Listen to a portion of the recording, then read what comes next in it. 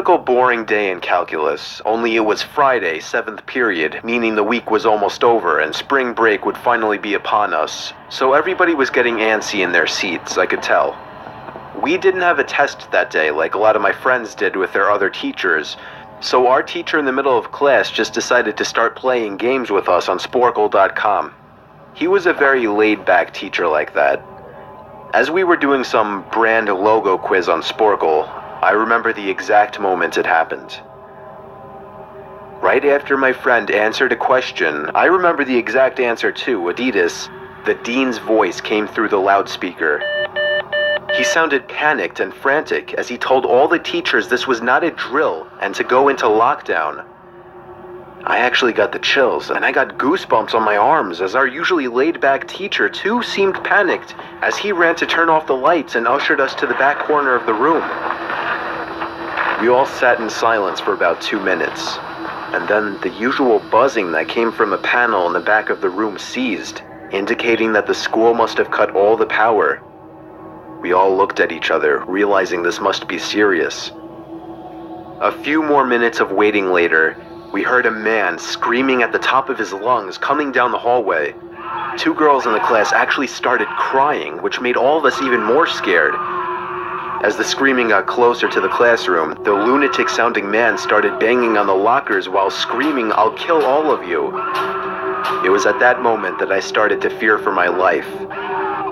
My teacher shushed us as we all looked at each other to see our peers' reactions.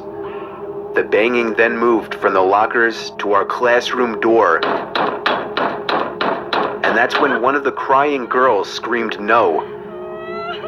The banging on the door only grew worse as the man started screaming, "Open up." 2 of the girls in the class were crying out loud now. It felt like an eternity that man was pounding at the door. But eventually, he finally continued down the hallway, screaming like a mentally insane person, until we could not hear him anymore. I'd say 10 minutes later, though it felt like half an hour given the situation, the dean came back on the loudspeaker explaining the situation, which was surprising for him to do.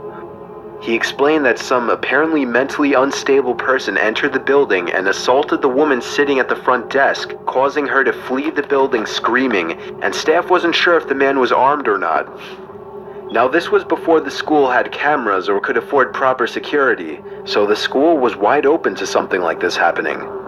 The staff had done a sweep of all the hallways and classrooms and couldn't find him, so the dean instructed the teachers to resume teaching but to keep all the doors locked, and to not let any students leave for any reasons.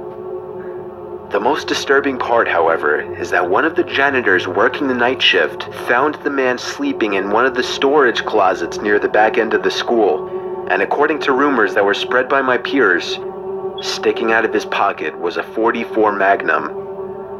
The janitor must have done something stupid to wake him up, for example, leaving the closet door open, because by the time a police officer could arrive on the scene, the man was gone. My entire class, as far as I know, to this day, has no idea if this man was ever found, but I like to think that right now, he's being given the proper help that he needs.